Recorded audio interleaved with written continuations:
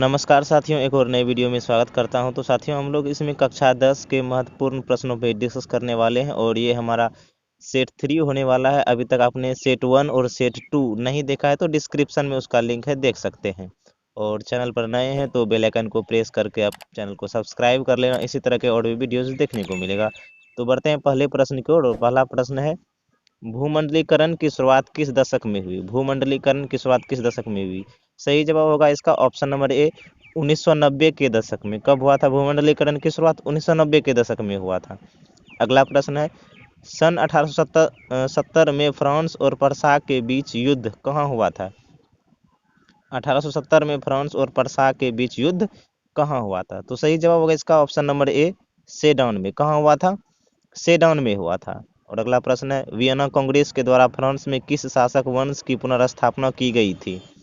Vienna Congress के द्वारा France में किस शासक वंश की पुनर्स्थापना की गई थी? सही जवाब होगा इसका ऑप्शन नंबर सी, बुर्बो राजवंश की। किसकी? बुर्बो राजवंश की।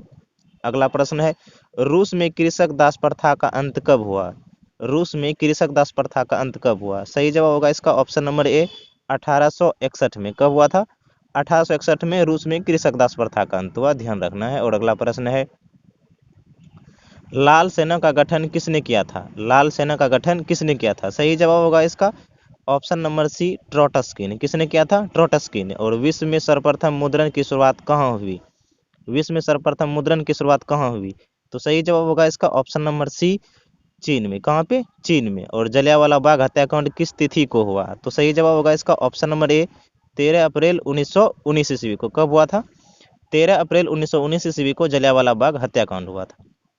अगला प्रश्न है, होची मिन्ह का शाब्दिक अर्थ क्या है? होची मिन्ह का शाब्दिक अर्थ क्या है? तो सही जवाब होगा इसका ऑप्शन नंबर सी, सही जवाब है पथ प्रदर्शक। होची मिन्ह का अर्थ क्या होता है? पथ प्रदर्शक। और अगला प्रश्न है, लंदन में अनिवार्य प्राथमिक शिक्षा कब लागू हुई?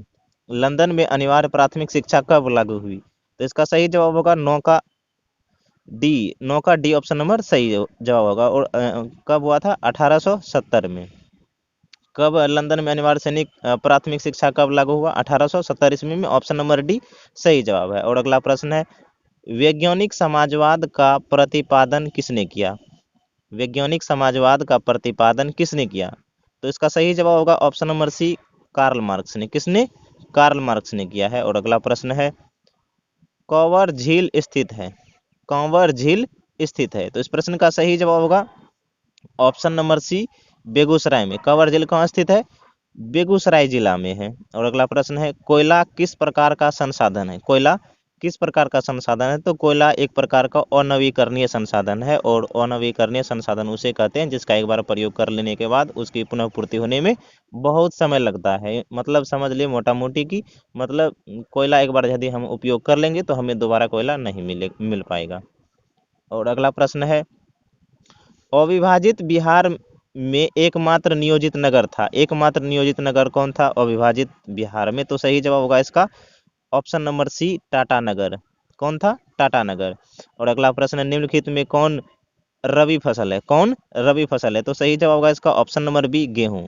गेहूं क्या है? रबी फसल है। भोपाल त्रासदी में किस गैस का रिसाव हुआ था? सही जवाब होगा इसका option number C, methyl isocyanate. किसका हुआ था? मिथाइल आइसोसाइनेट का हुआ था। और पक्की सड़कों की लंबाई की दृष्टि से प्रथम स्थान पर कौन सा राज्य है? पक्की सड़कों में लंबाई की दृष्टि से कौन सा राज्य जो है प्रथम स्थान पे है? तो इसका सही जवाब होगा ऑप्शन नंबर बी, महाराष्ट्र। कौन राज्य है? महाराष्ट्र राज्य है। और अगला प्रश्न है, मंदार हिल किस जिला में स्थित है? मंदार हिल बिहार के किस जिला में है? तो सही जवाब होगा इसका ऑप्शन नंबर सी, बांका जिला में। किस जिला में है? बांका जिला में। और पृथ्वी पर पाई जाने वाली भू आकृतियों में इनमें से क्या नहीं होता है? इनमें से क्या नहीं होता है? तो इस प्रश्न का सही जवाब होगा ऑप्शन नंबर डी, गहराई। क्या नहीं होता है? गहराई नहीं होता है। और कुल जल का कितना प्रतिशत भाग महासागरों में निहित है? महासागरों में कुल जल का कितना प्रतिशत भाग निहित है? तो सही जवाब होगा इसका ऑप्शन नंबर सी, 96.5%। कितना? 96.5%। और अगला प्रश्न है, निम्नलिखित व्यक्तियों में कौन लोकतंत्र में रंगभेद के विरोधी नहीं थे? रंगभेद के विरोधी नहीं थे। तो सही जवाब होगा इसका ऑप्शन नंबर डी, जेड गुडी। कौन नहीं थे? जेड गुडी। और अगला प्रश्न है, भारत की वित्तीय राजधानी कहलाती है, भारत की वित्तीय राजधानी कहलाती है। तो सही जवाब होगा इसका option number C, Mumbai. Bharat की वित्तीय राजधानी क्या कहाँ कहलाती है? मुंबई। अगला प्रश्न है, भारत में सर्वप्रथम नगर निगम की स्थापना की गई थी। सबसे पहले नगर निगम की स्थापना कहाँ हुई थी? तो सही जवाब होगा इसका ऑप्शन नंबर डी, चेन्नई में। कहाँ पे हुआ था? चेन्नई में हुआ था। और भारत में संविधान सभा का गठन कब हुआ था? संविधान सभा का गठन कब हुआ था? तो सही जवाब होगा 1946 में, यानी ऑप्शन नंबर सी सही जवाब है। और अगला प्रश्न है, 15वीं लोकसभा चुनाव से पूर्व लोकसभा में महिलाओं की भागीदारी थी। 15वीं लोकसभा चुनाव से पूर्व लोकसभा में महिलाओं की भागीदारी कितनी थी? तो सही जवाब होगा इसका ऑप्शन नंबर ए, 10%। कितना?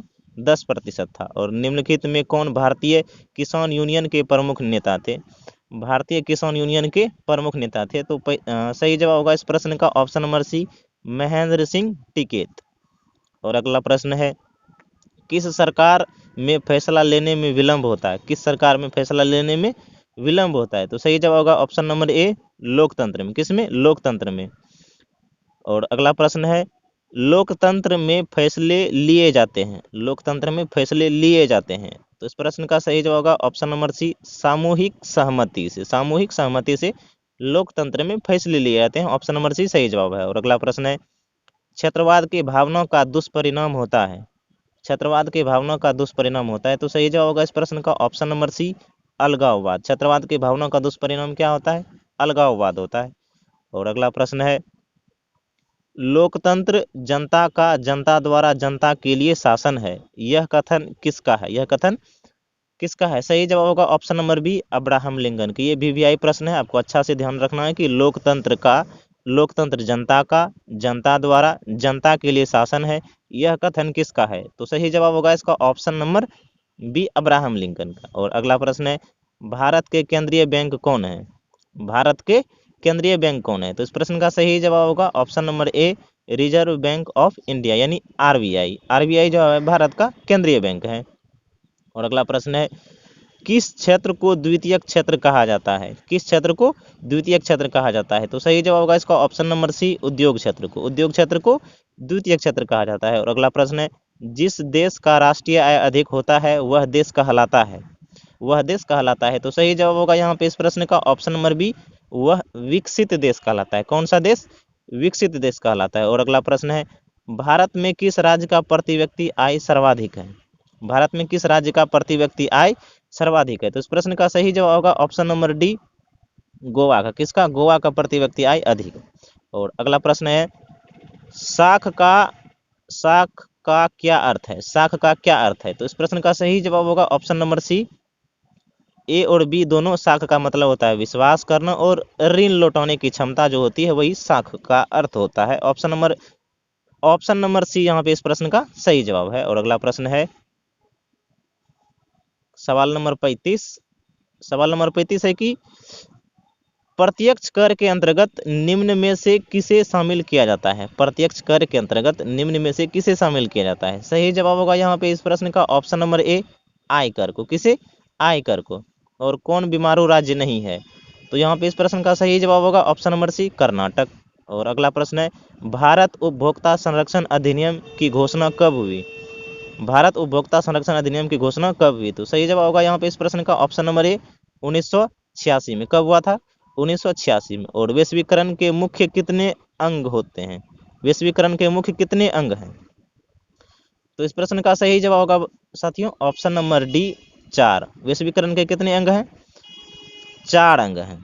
तो इस प्रश्न का ऑप्शन नंबर डी सही जवाब है। और अगला प्रश्न है, सुनामी का प्रमुख कारण क्या है? सुनामी का प्रमुख कारण क्या है? तो इस प्रश्न का सही जवाब होगा यहाँ पे ऑप्शन नंबर ए, समुद्र में भूकंप जब आ जाता है तो उसी को क्या कहते हैं? सुनामी कहते हैं। ऑप्शन नंबर ए सही जवाब है। और अगला प्रश्न है, नदियों में बाढ़ आने का प्रमुख कारण क्या होता है? नदियों में बाढ़ आने का प्रमुख कारण क्या है? तो सही जवाब होगा ऑप्शन नंबर सी, जल की अधिकता होना। जब नदियों में जल अधिक हो जाता है तब बाढ़ आने लगता है, वह अपने सूखे क्षेत्र की ओर बढ़ने लगता है। तो इस यहाँ पे हम लोग जो है कि 40 प्रश्नों पे डिस्कस किए हैं, जो आपके एग्जाम में इसी तरह के प्रश्न देखने को मिलेगा। यदि आपने सेट नंबर 1 और सेट नंबर 2 सोशल साइंस का सामाजिक विज्ञान का नहीं देखा है आपने, तो डिस्क्रिप्शन में उसका लिंक दिया हुआ है, आप देख सकते हैं। तो मिलते हैं इसी तरह की एक और नई वीडियो में, तब तक के लिए पढ़ते रहिए। जय हिंद, जय भारत, वंदे मातरम।